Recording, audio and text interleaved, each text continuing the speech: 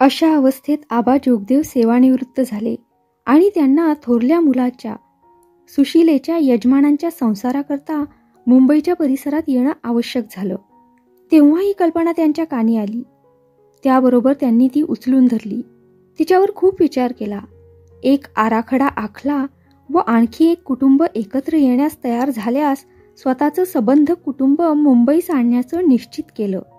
शोध घेता घेता पणजीकर व जाधव असे 2 गृहस्थ सहकुटुंब येण्यास तयार झाले. एकूण 3 कुटुंब एकत्र राहण्याचं ठरलं. कुर्ल्याला सध्याची जागा 100 रुपये भाड्यात ठरवली आणि 1-2 महिन्यात संस्थान स्थापन झालं. लढाईच्या ऐन धुमश्चक्रीत युद्धमान राष्ट्रातील हजारो कुटुंब उद्ध्वस्त होत असता दुर्दैवानं त्रस्त असलेल्या हिंदुस्थानात मुंबईच्या परिसरात 3 मधल्या वर्गातील कुटुंब सहकारी तत्वाचा अवलंब करून नव्या समाजरचनेचा पाया घालीत होती. आबांनी पुढाकार घेतला. प्रथम आपले श्रम व द्रव्य खर्ची घातलं. नुकसान सोसण्याचं मान्य केलं नि कार्यकुशलतेनं ऐक्य व संघटना घडवून आणली. एकदम उत्साह दाखवायचा नाही.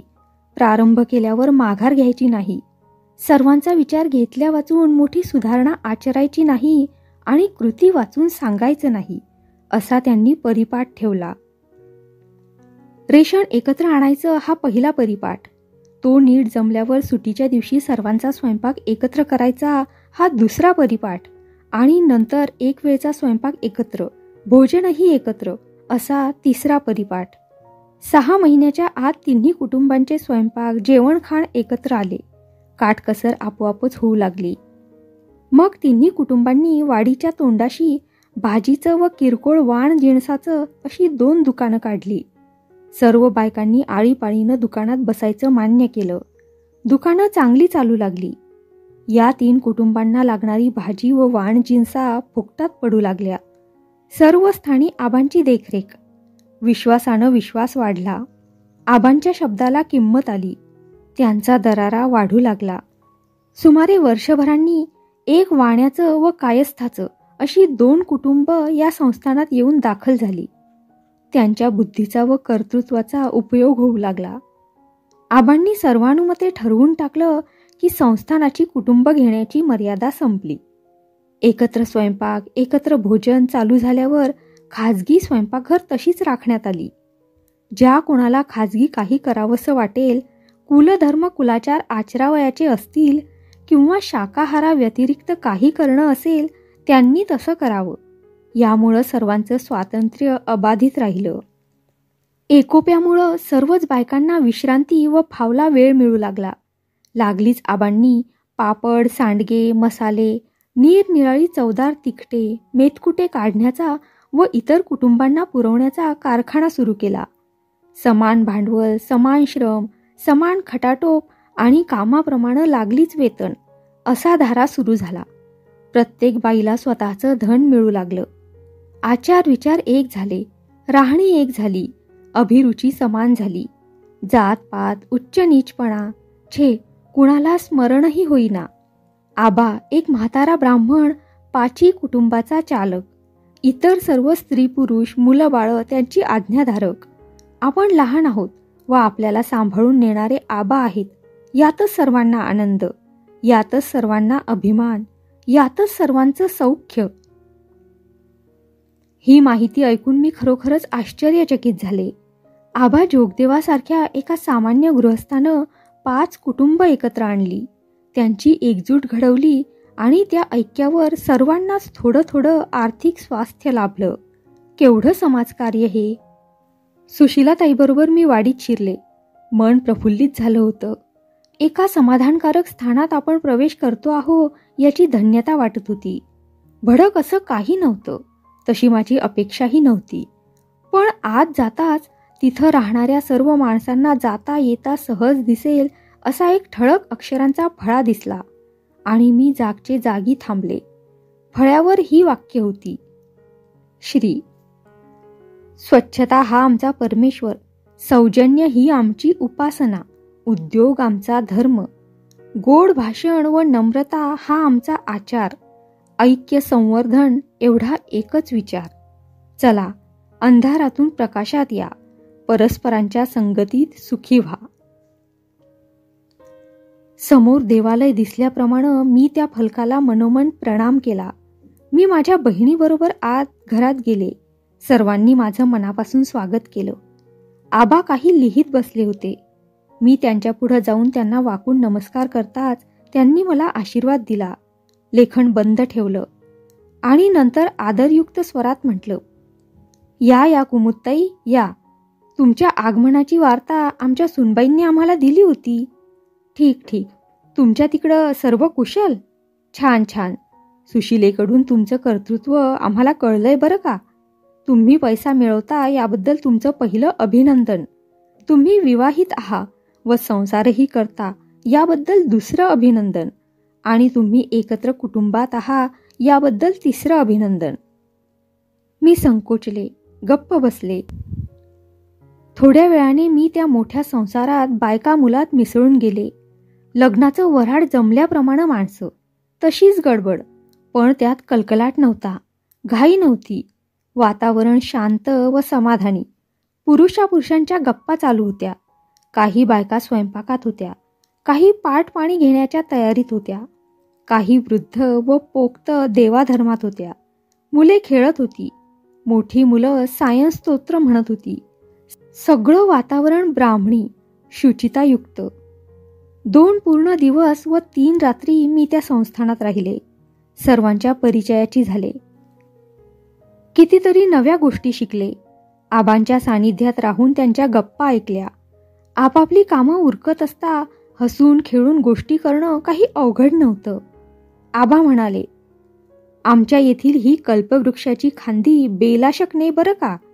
5-5 कुटुंबांचं एक संस्थान, अशा 50 कुटुंबांची एक पेठ आणि अशा 5-10 पेठांची एक वस्ती झाली तर पोलीस नको, ग्रामपंचायत नको, निवडणुकी नकोत.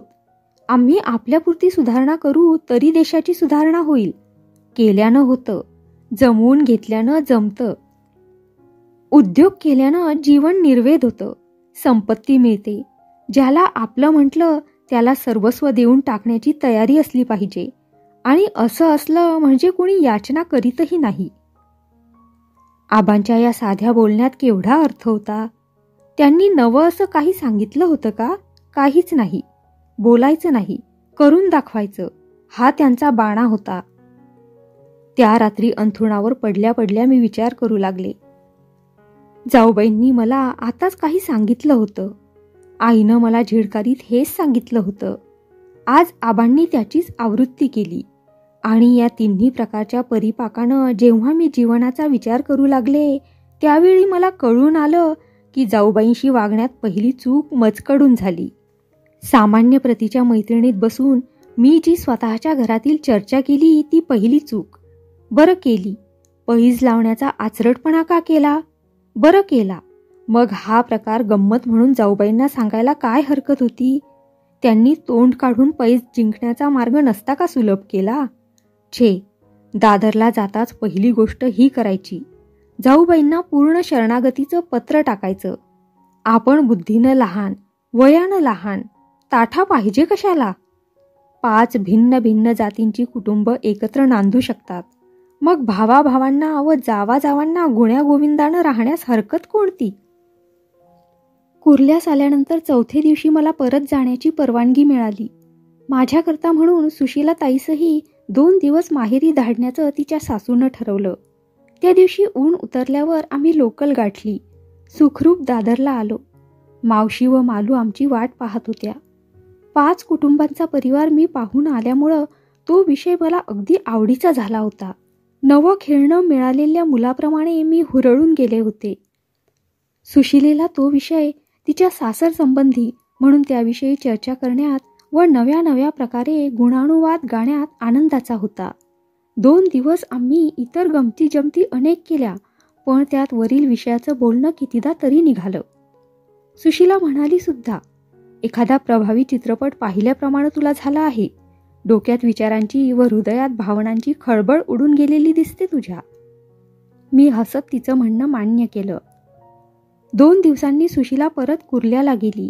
मीही आपल्या गावी परतण्याचा विचार करू लागले, कारण मला दादरला येऊन आठवडा होत आला होता. मावशीनं वसंतराव आल्यावर जा, वरचेवर येणं थोडंच होतं म्हणून म्हटलं. जावेला तसं पत्र टाक म्हणजे झालं असंही सुचवलं. ती सूचना ऐकताच मी चपापले. नवल असं की मी मुंबईला सुखरूप पोचल्याचं साधं एक कार्ड टाकण्यासही विसरले होते. छे, त्या रात्री मी निश्चय केला, उद्या जाऊबाईंना सविस्तर पत्र लिहायचंच, कुर्ल्याची सर्व हकीकत लिहायची, तसं आपल्या कुटुंबात राहिलं पाहिजे असं सुचवायचं आणि आपल्याकडून चुकल्याचं सपशेल कबूल करायचं. बाकी घरी पत्र टाकलं नाही याची मला भारी चुटपुट लागली. जाऊबाईंची क्षमा मागायला आपण उत्सुक असता हे विस्मरण कसं झालं? गोष्ट अप्रिय म्हणून मलाच या गोष्टीचा राग आला. जी गोष्ट वेळेवर घडत नाही ती मग तितकी महत्वाची ठरत नाही. चुकीबद्दलचा खेद तात्काळ दाखवायला नको का? उद्या पत्र गेलंच पाहिजे. मी स्वतःला पुन्हा बजावलं. शेजारून वाचण्याकरता म्हणून आणलेलं एक मासिक चाळीत बिछाण्यावर पडले. वाघबाण या मथळ्याचा एक लेख सहज डोळ्यात भरला म्हणून वाचू लागले. सुरुवातीलाच 4 ओळींचा एक इंग्रजी उतारा होता. It seems so easy to forgive and forget for you, but it is seldom easy for the other fellow. You get relief from the explosion, but he is one who has to suffer the wounds.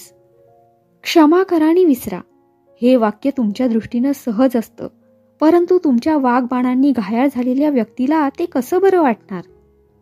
तुम्ही संतापानं उफाळून मोकळे होता, पण ज्याला त्याचे चटके बसले त्याच्या हृदयाला जखमा होतात त्याची वाट काय? याच्याच खाली गडकऱ्यांचं वाक्य होतं, बाण जेथून सुटतो तिथं त्याची काहीच खूण नसते, पण जिथं तो जाऊन डसतो तिथं जन्मभर याद राहील अशी जखम करतो. मला सबंध लेख वाचण्याचं कारण उरलं नाही, किंबहुना पुढं काही वाचावं असंही वाटेना. मी मासिक बाजूला टाकलं. उशा लगत असलेला विद्युतदीप मालवला. अंधारात वरील छताकडे पाहत पडले. पत्र आल्याबरोबर टाकायला हवं होतं. तिथल्या तिथं सुद्धा जाऊबाईंना बरं वाटेल असं आपण काय केलं? केवळ वळणं घेत क्षमा मागण्याचं सोंग करणं नि स्वतःचा कान पकडून मोकळ्या मनानं क्षमा मागण्याचा हट्ट धरणं यात फरक नाही का? जाऊबाईंनी बोलायला सवड दिली नाही. खोटी गोष्ट. माझी इच्छाच तितकी तीव्र नसली पाहिजे. आता वाचलं त्यात याचं उत्तर आहे. दुसरा दिवस उगवला. मी वेणीफणी करते न करते तो माझ्याच नावाची 2 पत्र आली. एक माझ्याच पुतण्याचं माधवाचं कार्ड आणि पुष्कळ कागद असलेलं एक जाड लांबडं पाकिट जाऊबाईंच्या हस्ताक्षराचं. माधवाचं कार्ड अगदी साधं, पण मला बोचणारं होतं. काकू, तू पोचल्याचं कुशलपत्र नाही, काळजी वाटते.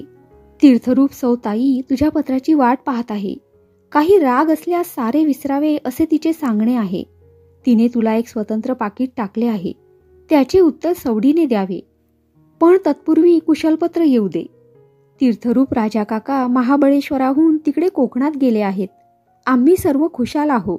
तुमच्या मावशींना आमचा सर्वांचा प्रणाम सांगावा. माधवचं पत्र वाचताच मला हे कळून चुकलं की आपला पश्चाताप खरा असला तरी आता तो वाया गेलेला आहे. पत्र पाठवण्यात दिरंगाई झाली ही फार मोठी चूक. असं कसं चुकलं माझ्या हातून? हळहळत मी म्हटलं. दोन्ही पत्रांकडे दीनमुद्रेनं पाहिलं. कुमुद, अंग धुवून घेणार ना? मावशीनं आतल्या खोलीतून विचारलं. आले म्हणून मी उठले. बाईचं पत्र फोडून पाहण्याचं धैर्य मला झालं नाही. दोन्ही पत्र बॅगेत टाकली व मी पुढच्या कामाला लागले. मनाचा सारा ताजेपणा मावळला होता. माधवाच्या पत्रातील वाक्य, ताई तुझ्या पत्राची वाट पाहते आहे, हे एखाद्या ओरखड्याप्रमाणे झोंबू लागलं. या वाक्याला काही विशेष अर्थ असेल का? ताईंना माझ्याकडून केवळ कुशलपत्राची अपेक्षा असेल का? की आपल्या धाकट्या जावेनं चुकलं बरं माझं एवढं तरी म्हणावं, पत्रातून तरी झाल्या गेल्या गोष्टीबद्दल खेद दर्शवावा असं ताईंना वाटलं असेल? होय, प्रेमाच्या भाषेप्रमाणे माणसाला आर्जवी भाषा ही हवी असते. बाईंना माझ्या त्या साध्या नम्रतेची आवश्यकता वाटत असेल का? काय सांगावं, त्या मानी आहेत.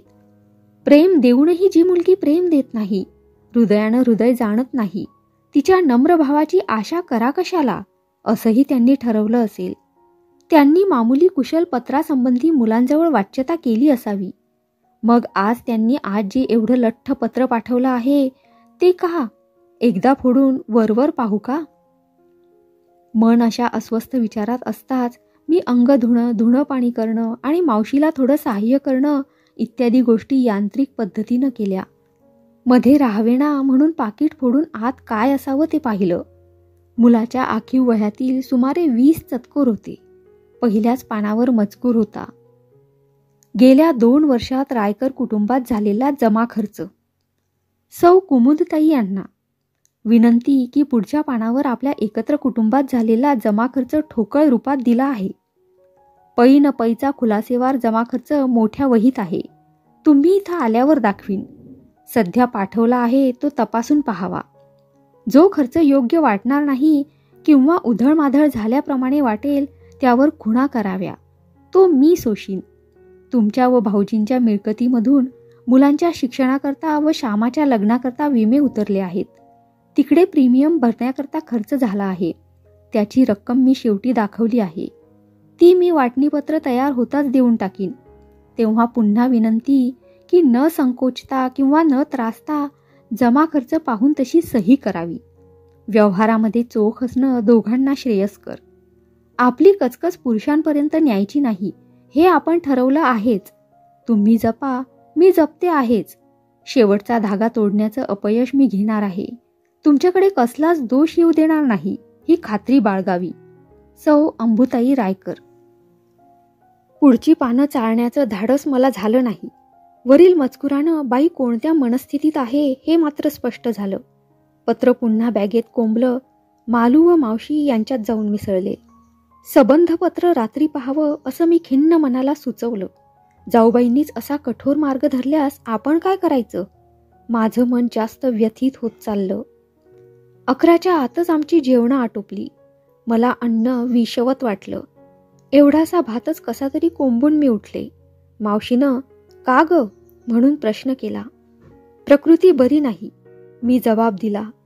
मावशी किंचित हसली व म्हणाली, काही नवजुनं आहे वाटतं. पोक्त बायकांची ठराविक शंका आणि भाषा. मी काही न बोलताच पानावरून उठले. मोरीवर जाऊन हात तोंड धुतले. बाजूला गेले. चटई पसरून पहुडले. यावेळी मला पूर्ण एकांत हवा होता. माझ्या एकांत माडीचं मला स्मरण झालं. आमची बरोबर डोळ्यापुढं आली. मावशीचं घर फार परकं वाटू लागलं. स्वतःचं घर, स्वतःची माणसं आठवू लागली. माझं अंतःकरण भरून आलं. इतक्यात शेजारच्या एक बाई आल्या. मी का निजले याची चौकशी. मावशीचं त्यांचं काही बोलणं झालं. या दोघीही आता दूर कुठंतरी जाऊन बडबड करतील तर? मी त्रासत स्वतःशी म्हटलं. तोच देव पावला. शेजारीणबाई मुंबईला निघाल्या होत्या व मावशीला बरोबर नेण्याचा त्यांचा विचार होता. मला किती हायसं वाटलं. मी एकदम उठले. त्यांच्याकडे गेले. मावशीचा नकार मोडून काढला. मालू, मी जाणार म्हणाली. सुमारे 15 मिनिटात मी आजी नातीची उचलबांगडी केली. शेजारीणबाई खुश झाल्या. त्या बाहेर पडताच, लवकर परता असं औपचारिक बोलून मी कडी लावून घेतली. हवा होता तो एकांत मला मिळाला.